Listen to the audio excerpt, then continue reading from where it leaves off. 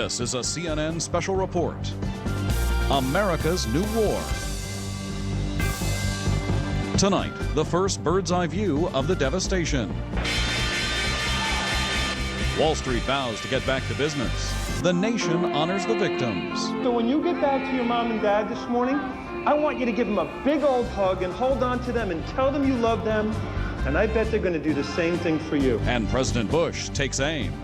Our nation was horrified, but it's not going to be terrorized. We're a nation that can't be cowed by evildoers. The Vice President reveals what the U.S. was ready to do to stop a fourth hijack attack. You've got an airplane full of American citizens, civilians, captured by hostages, or captured by terrorists, headed, and are you going to, in fact, shoot it down, obviously, and kill all those Americans on board? Also tonight, victims of Tuesday's inferno. And just this big ball of fire just engulfed me. I just froze. I didn't do anything. I just stood there. How New York has captured newfound admiration from many Americans. And in depth on the suspected terrorist mastermind, Osama bin Laden. This is a CNN special report, America's New War. From New York, here's Aaron Brown. Good evening again. In less than 12 hours, they will ring the opening bell on Wall Street, about a block and a half from where the World Trade Center once stood. It's supposed to happen as it does most every weekday at 9:30 Eastern Time. A lot of people will be holding their breath. It's not going to be any other morning. That sound of the bell will, to all who hear it, serve notice that this city, New York, and this country is moving forward after the unfathomable horror of Tuesday morning. And we saw that horror more clearly today, personally, than we have at any point in our coverage from the inside of a Coast Guard helicopter flying overhead. And we'll be showing you some of those pictures coming up. New Yorkers have been working relentlessly to try and get the lower part of the city ready for business tomorrow. Workers continue the grim task of rescue and recovery, removing the debris and the rubble from ground zero.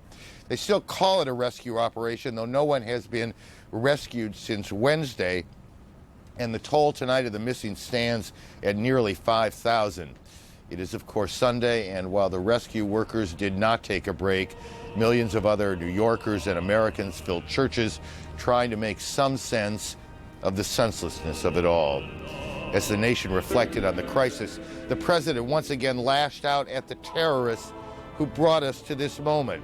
And the vice president, for the first time since the crisis began, broke his silence, warning Afghanistan that it faces, quote, the full wrath of the United States of America if it does not turn over the alleged terrorist here, Osama bin Laden. The biggest investigation in American history is underway and expanding tonight. Sources say 2 new arrest warrants were issued for what are still being called material witnesses. We have, as many of you know, been covering this since the early hours of Tuesday morning, since about 9:30 Tuesday, when we first looked out behind us on this balcony at what was the World Trade Center. We have seen, as millions of you have, the destruction and the rubble. We saw it differently today. Early this morning, we boarded a Coast Guard helicopter just off the southern tip of Manhattan Island. It was on a cutter there. We came out there from Staten Island. It flew overhead.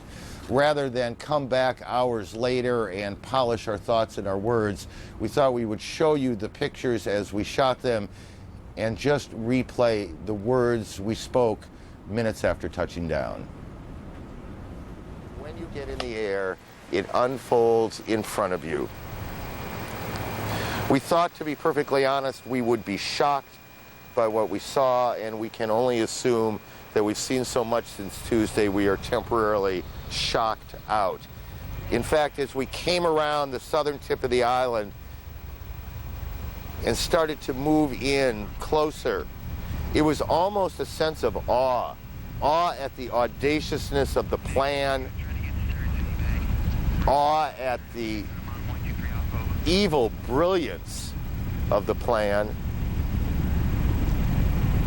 awe at the power that those 2 jet bombs, fully loaded wide-body jets, their power to destroy.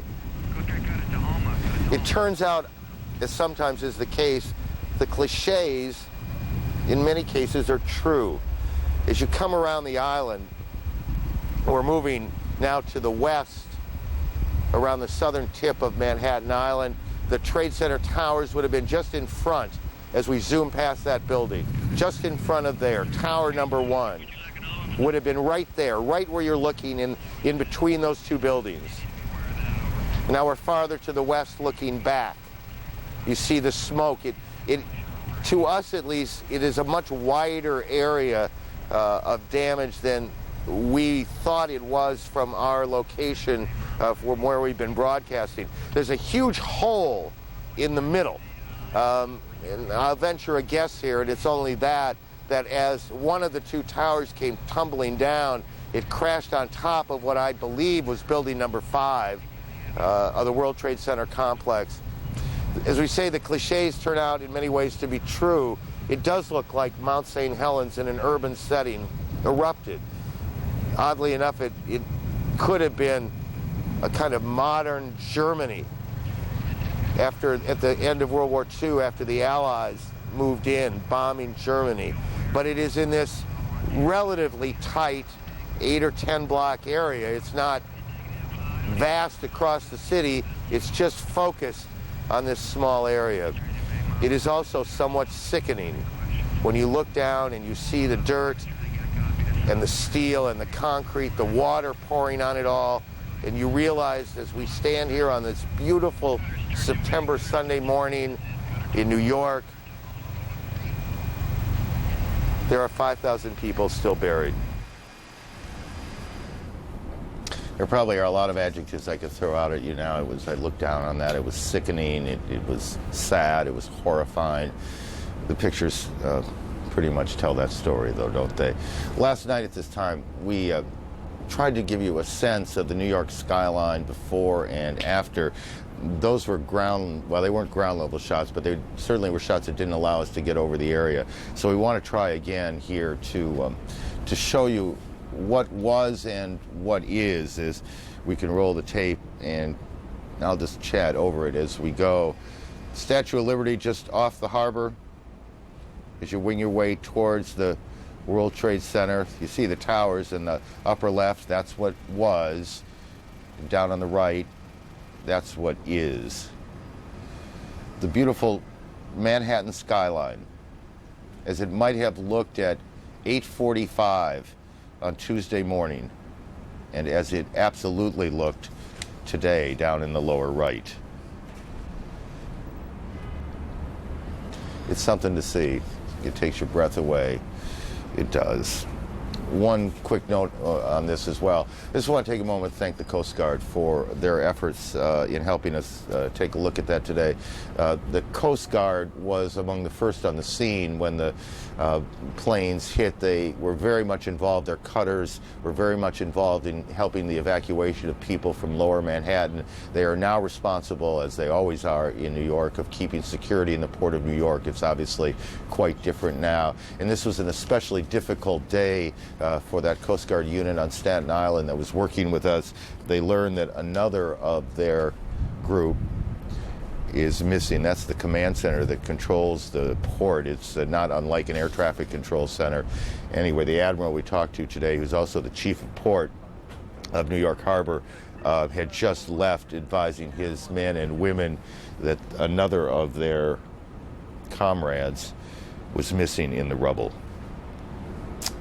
Our thanks to them.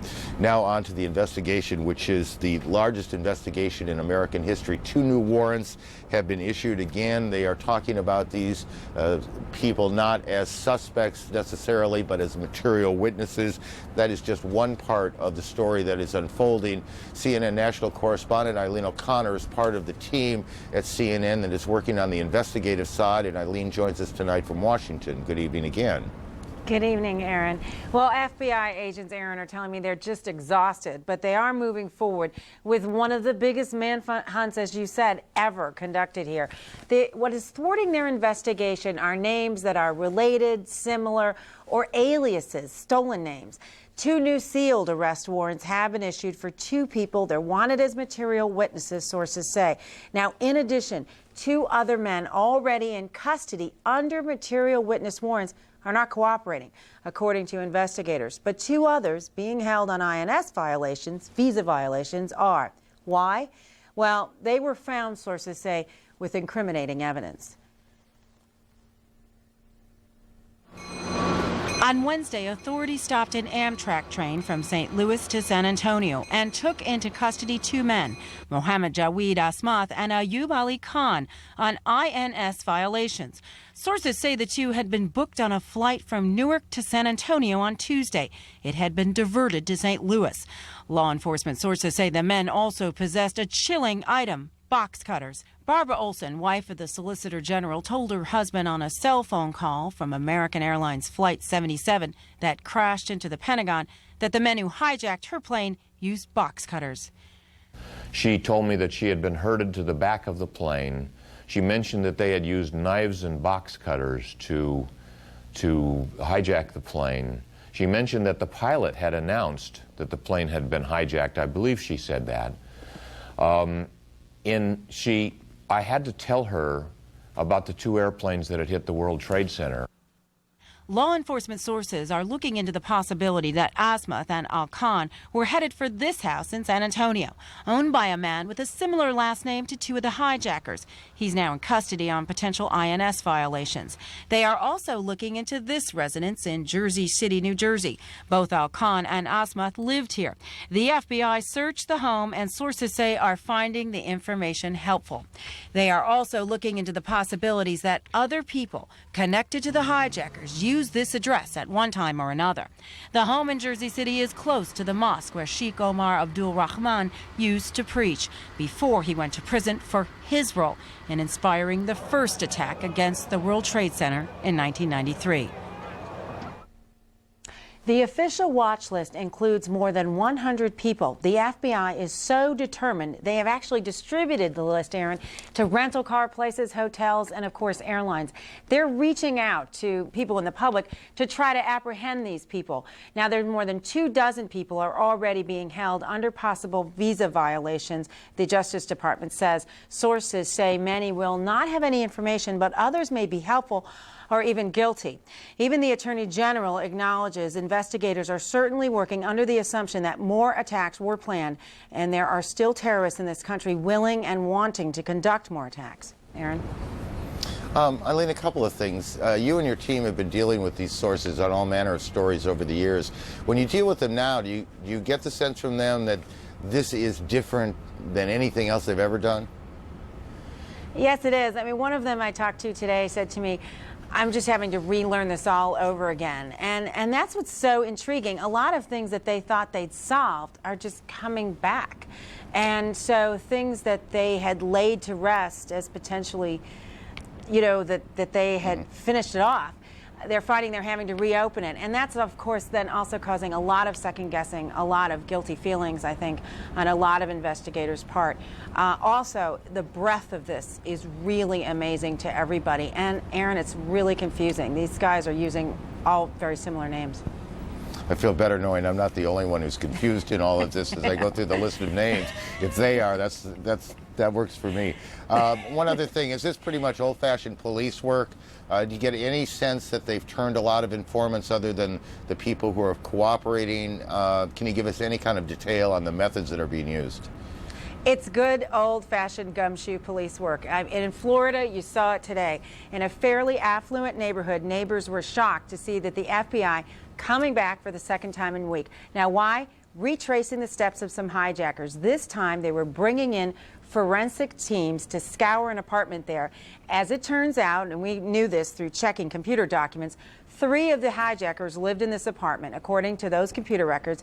Law enforcement sources found that out, checking the same sources. The FBI is searching these places. They're gathering evidence like credit card receipts, bank records, travel documents. They're trying to piece all these things together to see who else might be associated with these men and how else they might be associated with others around the world, also including Osama bin Laden. There's a dual purpose. They've got to prove the case against bin Laden, but more importantly, they've got to find these accomplices, these associates, to thwart any other plots against other U.S. targets. Aaron.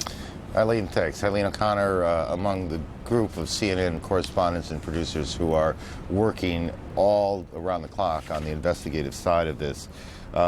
Not far away at the Pentagon, the death toll remains at 188. It's not likely to change very much. Unlike the World Trade Center location, the Pentagon location seems a bit more secure in terms of the missing and the dead. That 188 number includes the people who were on the plane that hit the building, and it also includes the hijackers. And if you want to see that, then perhaps we should put a different number there. Some to think about. In any case, the crews at the Pentagon continue to work around the clock, digging through the mess and looking for more bodies. We learned today, by the way, it's among the most unsettling parts of what went on Tuesday morning, that President Bush did in fact give an okay to shoot down any unauthorized commercial jet that seemed to be approaching the White House or the Capitol. CNN military affairs correspondent Jamie McIntyre has been working on that part of the story and other matters coming out of the Pentagon today. Jamie. Pentagon sources tell CNN it was only after the 3rd hijacked plane slammed into the Pentagon that President Bush gave the agonizing order to shoot down United Airlines Flight 93 with 45 people on board if it got close enough to threaten Washington. I gave our military the orders necessary to protect Americans, do whatever it would take to protect Americans, and of course that's difficult. The President made the decision on my recommendation as well, wholeheartedly concurred in the decision he made, that if the plane would not divert, if they wouldn't pay any attention to instructions to move away from the city, as a last resort, our pilots were authorized to take them out. The Boeing 757 crashed in Pennsylvania, apparently brought down when passengers tried to overpower the hijackers before the grim orders had to be carried out. Soon, the whole country would become a no-fly zone enforced by U.S. military fighters. In response to the unprecedented hijackings, the FAA ordered all flights to land. And this replay of FAA radar data shows the amazing clearing of the skies as 4,500 blue dots disappear. In retrospect, Pentagon officials say there was almost no time to react. It wasn't until United Airlines Flight 172 struck the second tower of the World Trade Center at 9:02 a.m. that it was clear the United States was under terrorist attack. Because of its peacetime posture, the U.S. military was simply not in position to respond. Anyone who has looked around the skies over the past several years knows that we do not keep aircraft in the air to anticipate some local situation like that. According to a timeline provided by Pentagon officials, the North American Aerospace Defense Command, or NORAD, was notified at 9:25 a.m. that a 3rd plane was hijacked and heading toward Washington. 10 minutes later, at 9:35 a.m., 3 F-16s screamed at supersonic speeds to Washington from Langley Air Force Base, Virginia, covering the 130 miles in 14 minutes. But the Pentagon was hit just 3 minutes later at 9:38 a.m. And by the time this F-16 showed up at 9:49 a.m., the fighters could only circle and look for other hostile planes. But even if the fighter jets had arrived on time, downing a jetliner over the congested urban area that surrounds the Defense Department might well have resulted in higher casualties than the 124 people killed in the fortress-like Pentagon. Military pilots patrolling the Washington-New York air corridor do not have carte blanche to shoot down any suspect plane. That still has to be approved by the president on a case-by-case basis.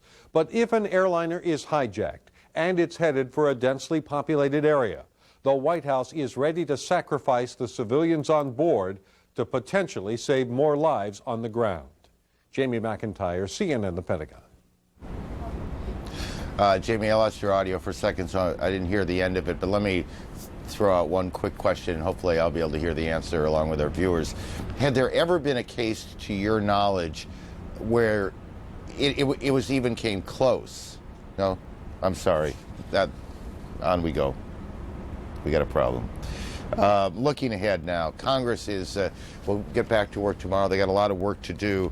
And first on the agenda, as you can imagine, is taking up a series of bills to deal with anti-terrorism. First of all, there are many lawmakers who want to ease the restrictions on law enforcement to allow law enforcement officials to track down those responsible. For example, make it a little easier to tap phone lines would be one. Senate Intelligence Committee Chairman Bob Graham also plans to introduce a bill this week creating an Office of Counterterrorism. That office would direct both the CIA's and the FBI's efforts to fight terrorism. Lawmakers are also looking at efforts to stimulate the economy. I don't think anyone really has a good handle on, beyond the airline industry, how badly the economy is going to be hit by all of this. The airlines are one issue. Insurance companies are going to be hit badly. Possibility of new round of tax cuts as well. As we indicated, Congress is going to have to make some very difficult decisions, as always is the case when you have to balance national security, our collective safety, the safety of all citizens here, and individual freedoms. Senator Bob Graham, the chairman of the Senate Committee on Intelligence, will be one of the key players in crafting those laws. And Senator Graham joins us tonight. It's nice to talk to you, sir. Good. Thank you. Been an awful week for you, hasn't it? It's been a week either to remember or a week to forget. Yeah, it's hard to know sometimes. I think forget would work for me. I want to get into some specific things, but just in a general way. Do you expect that on the floor of the Senate and the House in the weeks to come, there will be this kind of fierce political debate about trying to find the right balance between national safety and individual freedom? There will be a debate. I'm not certain how fierce it is because there is such a strong momentum in the country to protect ourselves against this new, very different threat for Americans.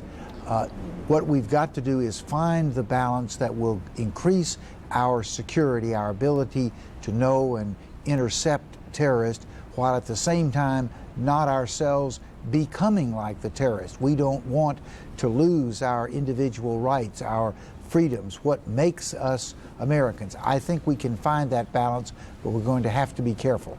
It's a lot harder to find that balance in a kind of unbalanced time that we live in, where we, just a few blocks behind me there, that center, that area keeps smoldering. I mean, there is a very intense feeling in Washington. And that I don't say it is dangerous, it can be dangerous. Yes, there is a sense of anxiety. It's not just in Washington. I'm talking from Orlando, Florida tonight. It's here, it's all over the country. Some of the things that we're going to be doing are just common sense. For instance, our wiretap laws are based on the way telephones were used 20 or 30 years ago. They don't take account of some of the modern technologies. As an example, it's not unusual today for a person to use a half dozen different telephones, cell phones, phones at the office, phones at home. Yet our wiretap law makes it difficult to be able to get access to all of those phones at one time, so that whatever phone the person you're trying to surveil is using, you are listening to what they're saying. There are some other provisions which are executive and do not involve changes in the law as such. As an example, the CIA has had a policy since the mid-1990s that it will not employ a person, a foreign national, to do work with our intelligence agencies if they have a bad background. Is that a bad idea? Well, it's not a practical idea in this sense. If you're trying to hire somebody who you hope will be able to get close to bin Laden or another terrorist so that we can find out what's on their mind, what they're likely to do, you're not going to go to the local monastery to find those people. You're going to be looking for persons who've had some prior association and therefore have some basis of confidence and affinity so that they can get inside the terrorist cell and get the information that you need. And I'm sorry, it's bad guys that lead you to bad guys. Yeah, you're going to have to get people who've got some dirt under their fingernails and probably some bad reports in their background. How about I think it was in 1976 that President Ford signed the executive order banning assassination. I'm not sure the year. I think it was about right, though. Should American agents or the people that are hired by American agents be allowed, as the Israelis do, to go in and assassinate people they don't like, don't want? Yeah, the answer is yes, but it's not as if they're going to have open season. Prior to President Ford signing that order, the president, on a case-by-case basis, made a determination as to whether a representative of the United States would be authorized to use lethal force against a third party, a non-U.S. citizen. What President Ford did is really put handcuffs on his own administration, and subsequent presidents have accepted those handcuffs. I believe now is the time to take those handcuffs off and let President Bush make a judgment on a case-by-case basis as to whether it's in the national interest to use lethal force to remove someone who might be organizing a terrorist assault against citizens of the United States. There's a kind of uncomfortable irony here, isn't there, Senator, that in just the last few weeks before the tragedy of Tuesday, a good many American officials were very critical of the Israelis for doing exactly what you're now saying the U.S. government should be allowed to do. Well, I was not one of those Americans who was so critical. I'm not suggesting that. Because the reality is, if you're dealing with a terrorist, the only effective defense you have is good intelligence that leads you to who they are, where they are, what they're planning to do, and then the capability to apply that good intelligence in order to take them out before they can commit another September 11th. And if that means that you have to take them out through an assassination method, I think as painful as that is, if the choice is that or the rubble of the World Trade Center and the Pentagon, I would have to opt for the assassination. Senator Graham, you have a fascinating and difficult balancing act in the days ahead. We appreciate your time. We hope, and as this process unwinds, we'll have a chance to talk again. Thank you for joining us. Well, I look forward to that, and I particularly look forward to talking about why it's going to be so important to put somebody in charge of our national anti-terrorism programs, because I'm afraid we're going to find that one of the reasons that Tuesday was as tragic as it was is because we didn't have our governmental agencies as coordinated as they should have been. We'll talk more about that first question next time we talk. Good. Thank you. Thank you, sir.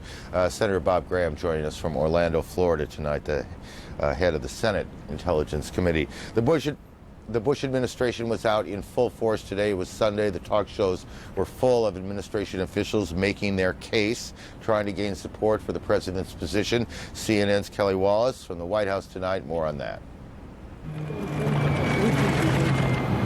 After huddling with his national security team at Camp David, President Bush returned to the White House with the First Lady and urged Americans to try to get on with their lives. Tomorrow, the good people of America go back to their shops, their fields, American factories, and go back to work. Our nation was horrified, but it's not going to be terrorized. Mr. Bush in a 15-minute session with reporters showing so many different faces. Disbelief that suicide bombers could pummel into buildings filled with innocent people. Anger when asked about suspected terrorist Osama bin Laden's claim he was not involved. And resolve to win the war. They have roused a mighty giant. And make no mistake about it, we're determined. The president's words, part of a full-court administration offensive to reassure a jittery public. We're pursuing over 40,000 leads. They can't destroy America. things have changed since last Tuesday. The world's shifted in some respects. The administration facing a delicate balancing act, encouraging an anxious country to go back to work while making the case its campaign against terrorists and those who harbor them will not be an overnight solution. It will take time. It's not a matter of days or weeks. It's years. It's going to take the support of the American people, and I have every confidence it'll be there. The support is there now. In a CNN USA Today Gallup poll, 86% said they back a military action even if it lasts several months. Support does drop, though, to 66% if a conflict lasts several years. For a public angry about how these tragedies could have happened, Attorney General John Ashcroft says he will send proposals to Capitol Hill in days to strengthen laws targeting terrorists. We will develop the tools.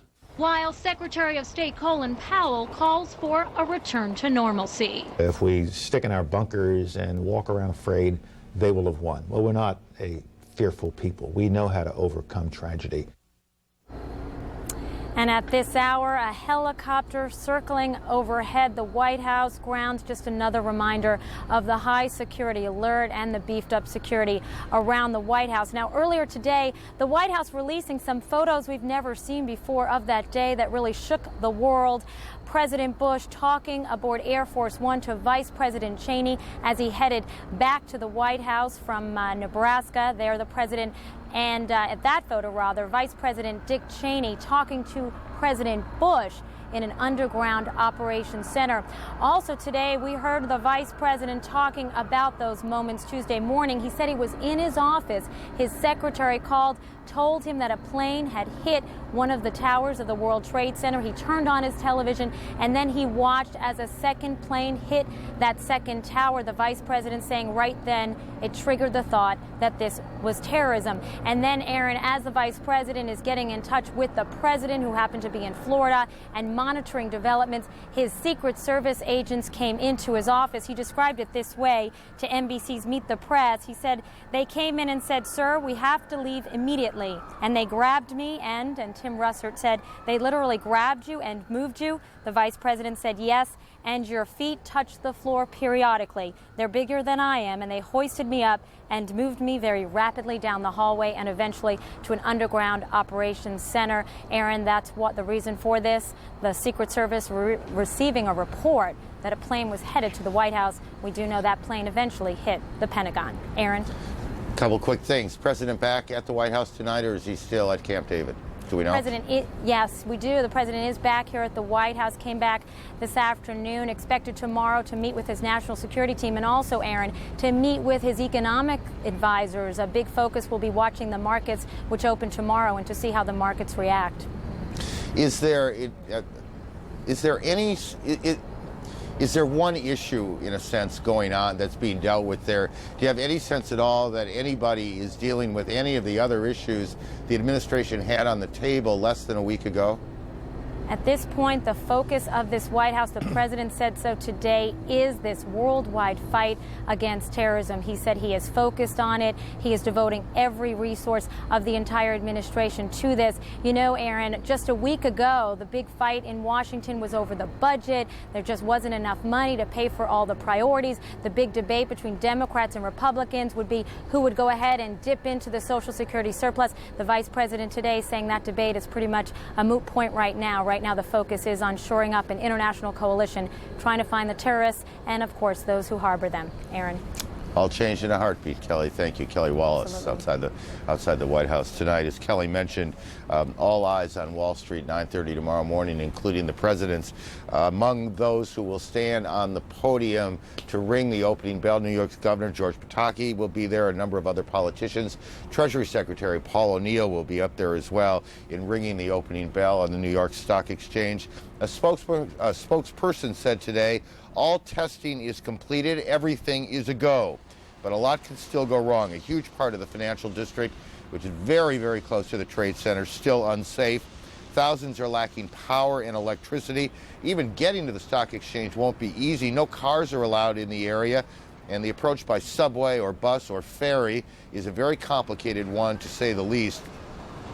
And for those who do get there, it is surely going to be a painful day. 3,000 people work on the floor of the exchange. It's safe to assume that many of them know someone who died on Tuesday morning. We don't know if it is a sign of things to come, but the markets in Asia are open, and it's been a very difficult morning over in Asia already. CNN Financial News correspondent Lisa Bering joins us now from Hong Kong. This would be good morning to you, I guess. It will be. Thanks, Aaron. Stock markets throughout Asia are sharply lower. Investors are increasingly worried about how Wall Street will act when trading resumes in New York in coming hours. Tokyo's Nikkei is back below the crucial 10,000 level, falling nearly 5%, now at 9,520. It is the lowest level since 1983, and the Nikkei is now below the level of the Dow. The Tokyo Stock Exchange has resumed normal hours after limiting trading last week, but trading in U.S. stocks remains halted in Tokyo. Hong Kong stocks opened for trading half an hour ago, now down to 3.8%. Other markets are also plunging. In Seoul, the Kospi is down 2.5%. In Taiwan, the Taiwan weighted index down 4.5%. The S&P ASX 200 down 4.32%. And in Singapore, the Straits Times index is now down more than 4%. The dollar in Asian trading is near 6-month lows against the Japanese yen, now at 117.05 yen. Back to you, Aaron. Thank you. Just go back a couple of days. In the aftermath of the disaster, the tragedy, how did the Asian markets respond? On the first day of trading, a few of the markets, I think it was Taiwan, Thailand, Malaysia, were actually closed. The other markets remained open with some shorter hours and further restrictions on the levels that they could drop. But they were all down sharply lower. They all ended the week lower. The Nikkei fell below the 10,000 level for the first time in 17 years. The Hang Seng Index in Hong Kong ended the week 7% lower, also below the 10,000 level. So last week was also a bad week for Asian stocks. Aaron. Lisa, thanks. Perhaps a sign of things to come, perhaps not. We'll start to get an answer to that about 9:30 tomorrow morning, and then as the day moves, it'll be interesting to watch the ups and downs on Wall Street. Lisa, thank you. Lisa Bering in Hong Kong this morning. Back here in New York, New York Mayor Rudy Giuliani has been criticized and praised for many things during his public career. I think it's fair to say just about nobody is neutral on Rudy, and it is always Rudy.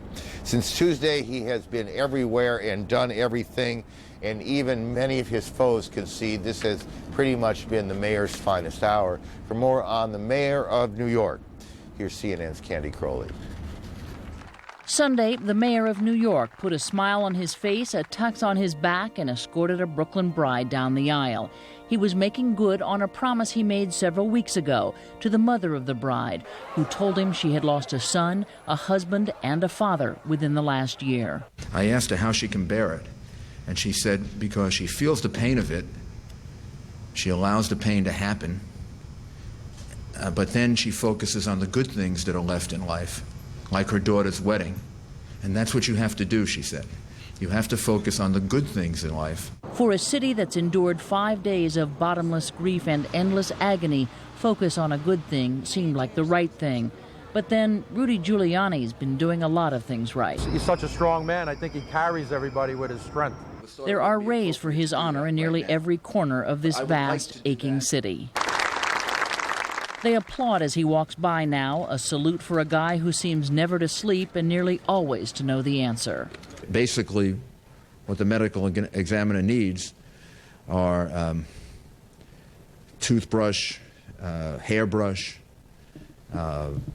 items, personal items that would contain cells, hairs that you can use to do DNA analysis. He's giving the public information as he gets it. He seems to be very thorough and on top of things. Within hours of the Twin Tower attacks, Giuliani had twice addressed his city, shaken but steady, with a gut instinct for what needed saying. He asked the people of New York City to do everything that they can to cooperate, not to be frightened, to go about their lives as normal. Everything is safe right now in the city.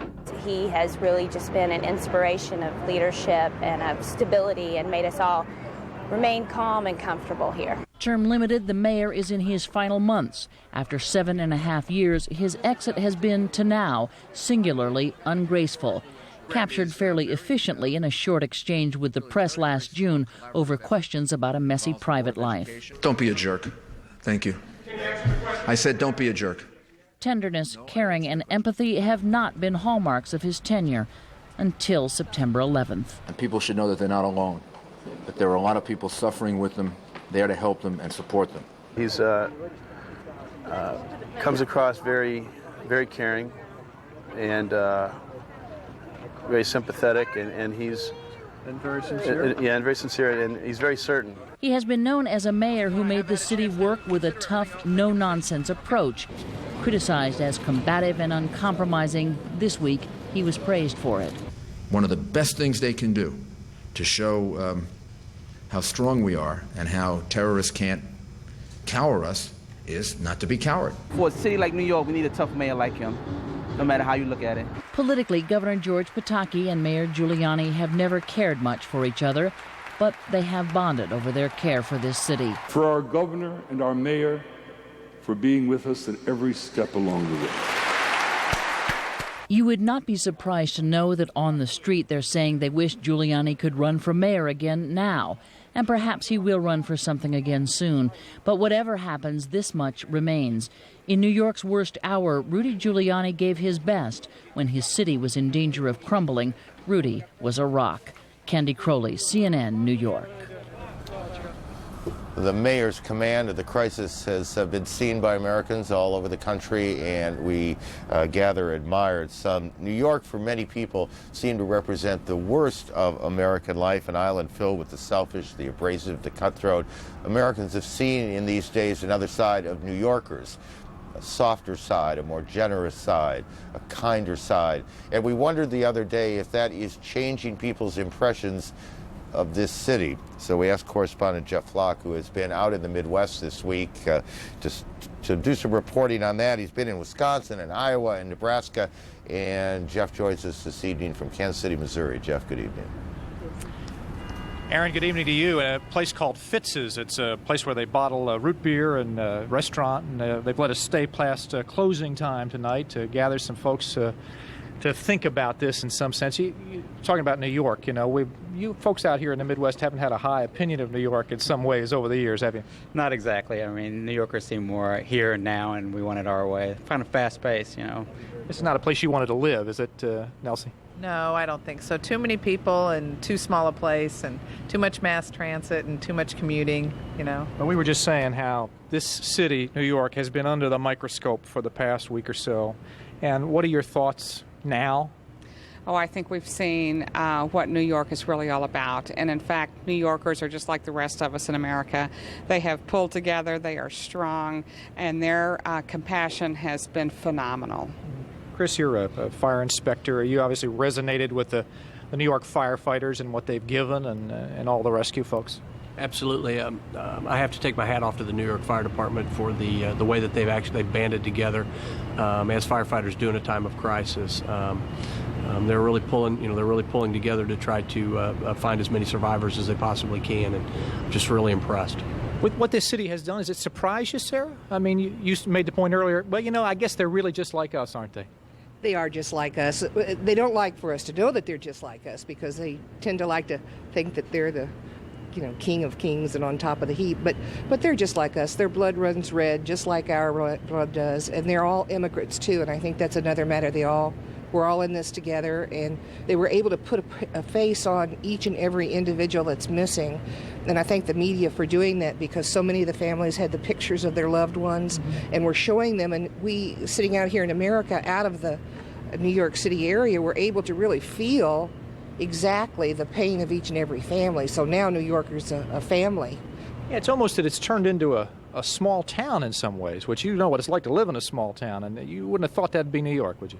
No, not really. But, when you have a condensed area like that, and I think, the firefighters, that, especially in the big metropolitan areas with so much history like New York, they're a family. They really band together, and they're going to fight to get through this no matter what it takes. And, the doctors and the nurses and the emergency technicians that have just shown up down on the streets down there, and the Red Cross and everybody, that just puts on, a face mask and a helmet and gets down there and helps. Now, while we're here and before we get away, I do want to ask, since tomorrow stock market opens, and I just want to get a sense out here in the middle of real America what's going to happen tomorrow. You worried about what's going to happen tomorrow, Sean, as it kicks off? Not myself, no. I mean, the market goes down and it goes up, back and forth all the time, and tomorrow's a good buying day, I believe. You do think so? Definitely. I'll definitely buy stocks tomorrow. You're going to buy tomorrow? Oh, yeah. Anybody else got their hand up on that one? Yeah? No kidding. Because somebody has said, everybody just ought to buy a stock or two, even if they don't have a whole lot of money, just to try and send a message. Oh, I think so. I think the one true strength this country can show now is to keep this economy stable and show the folks who have done this to us that it didn't work. Now, what happens if things go the other way, Chris? Well, if things go the other way, we'll just have to hang on and hang on for the ride. When you're in the stock market, you're in for a penny, in for a pound. Much like Sean said, it goes down, it comes back up again. And lastly, I got to ask this one question. Talking about New York. Is that a place you're going to go anytime soon? No, I don't think they need visitors, but, they're going to recover. And, New York has everything. They've got Broadway, they've got national monuments, they've got, just so much. I mean, New York is always going to be New York. And, I'll visit sometime, but I think, stay out of their way for a while. Yeah, is that common thought? Yeah, I appreciate that. Folks, thank you. Appreciate the time. Appreciate the folks at the restaurant letting us stay up late with them. Aaron, that's the latest from here as we listen to the Heartland. Back to you. Jeff, thanks. Jeff Flock in Kansas City, Missouri today in Barbecue Town.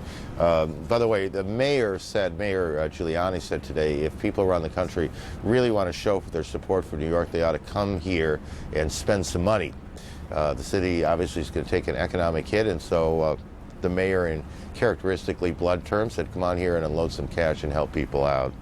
Around the country today, the vigils continued. Here's an example. Not even the rain could stop. Minnesotans are pretty hardy, I know that. Could stop thousands from attending a rally dubbed Minnesota Remembers, a Memorial from the Heartland. With their umbrellas and their American flags, Minnesotans prayed, listened to music and various speakers, including a native son, former Vice President Walter Mondale, and the current governor, Jesse Ventura. On to matters of diplomacy. The Pakistani government says it will deliver an ultimatum to the Taliban rulers of Afghanistan to hand over the suspected terrorist Osama bin Laden or face massive military action led by the United States. In New York today, the Afghan ambassador to the United States, who represents the anti-Taliban forces in Afghanistan, said the Northern Alliance, the opposition forces in Afghanistan, will make 15,000 troops available for any U.S.-led attack. And Ravan Fahardi joins us now. He said those words today, and he's here tonight to talk for a minute. Good evening, sir. Thank you very much. First, tell me that I am ambassador to the United Nations. Yes. Not to the United States. I'm sorry. I misspoke. I apologize. Okay, yes. When you hear what the Pakistanis have to say, you're not a big fan of the Pakistanis. Yes, I think that this shows that there is a change in the foreign policy of Pakistan, because there was United States pressure. Let us remember that Pakistan created the Taliban in 1995. So why should you or people in the United States believe the Pakistanis now when they say they will do whatever the United States asks in an effort to get Mr. bin Laden? Yes, because what happened was so dramatic. This was a very important event of the beginning of century, after our century. Do you think it shocked, we'll move off Pakistan in a minute, but do you think it shocked even the Pakistanis that this could have happened and has forced them to reevaluate their foreign policy? Quite. This is what I. If really there is a change in their policy, and I hope there is, it is really that they have felt that this is necessary. A couple of other areas to explore. How deep, how broad is the terrorist network in Afghanistan? Well, the terrorist, it is centered, in the south, because the south is the territory which is Taliban held. Taliban have occupied militarily this part of Afghanistan, and they protect bin Laden. now also they came to the north in the past years, but we have been able to resist against them and to have a part of Afghanistan, the northeast of Afghanistan, free, and also there are resistance in many places in the central mountains, and therefore Taliban, the rule just maybe, I think I can say safely that more than 20% of Afghanistan is free of the Taliban rule, while the press is putting it 10% of it, but it's more, yes. Very briefly, sir, is it in your mind somewhere that this tragedy might ultimately lead to the end of the Taliban regime? This is what we hope. In any case, it would be quite inadequate if only bin Laden was surrenders, and it will not be finished, because there are thousands of Arab armies. Afghanistan is not an Arab country, but the thousands of the bin Laden army is in Afghanistan, is fighting us. Dr. Pahorty, thanks for coming in tonight. The ambassador to the United Nations. I won't make that Thank you very mistake much. again. Thank you, sir. Very much. Appreciate it. Since we're talking about Mr. bin Laden here, just about everybody from President Bush to the bellman at the hotel I've been staying at seems to believe that he is the mastermind behind this awful tragedy here. Today, the elusive Saudi exile denied it again. His statement read in part, quote, "After the recent attacks which the United States has witnessed, the U.S. government ventured to point fingers at me, accuse me of involvement. The U.S. government has consistently blamed me for being behind every occasion its enemies attack it. On every occasion its enemies attack it. I would like to assure the world that I did not plan the recent attacks, which seem to have been planned by people for personal reasons. As for me, I have been living in the Islamic Emirate of Afghanistan and following its leader's rules. The current leader does not allow me to exercise such operations." Bin Laden is certainly a complex figure with many enemies and many allies. As we have said, or as we're about to say actually, coming up in the hour ahead, we'll take a good look at the world's most wanted terrorist. Part of what my friend and colleague Jeff Greenfield will be doing. I'm going to get out of here a little early tonight, try and get some sleep, and you're going to help us out. Have you had a chance to, I want to talk about a couple of other things, but on the bin Laden stuff, what's your impressions here of the work we're going to put forward tonight? Well, Peter Bergen, who is a CNN producer now, is an analyst on terrorism and counterterrorism, did this interview in 1997. At the time, if 1 in a million Americans had ever heard of him, I would have been surprised. And I think what Peter has brought to this is a unique insight, because he has traced the evolution of bin Laden's thinking over a long period of time, and how he got to the point of where he now thinks it's okay to target American civilians rather than American military personnel abroad. I've seen this interview. It's a fascinating interview, and when it's over, we will talk with Peter and let him shed a little more insight into where he thinks things stand now. Let me turn your head to something else for a second. I was up flying around looking at the site this morning and didn't see it. What was your impression of the parade of guests on the Sunday talk shows today and where they were? Anything jump out at you? You know, you put me on the spot, because what really jumped out at me was that I think there is still a sense of the mix of resolution and still astonishment that what happened. You know, I've been thinking of all the things we've been hearing year after year after year about where we are in the world and how we have to make sure that nobody misreads America.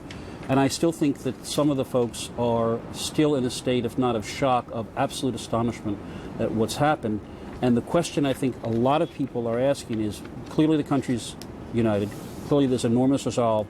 The question now is, how sure are we that we know what it is we need to do? Yeah. And if we do that, will we be safe again? Every time you give me that heavy sigh, I know I've put you on the spot. Well, you ask questions that I think can either be evaded or answered straight. So thank you, Jeff. Jeff will be back with us in just a few moments. Amid the death and destruction in New York, Some new lives are being celebrated today. Since Tuesday's deadly attack at the World Trade Center, dozens of babies have been born in New York City, as they are every day.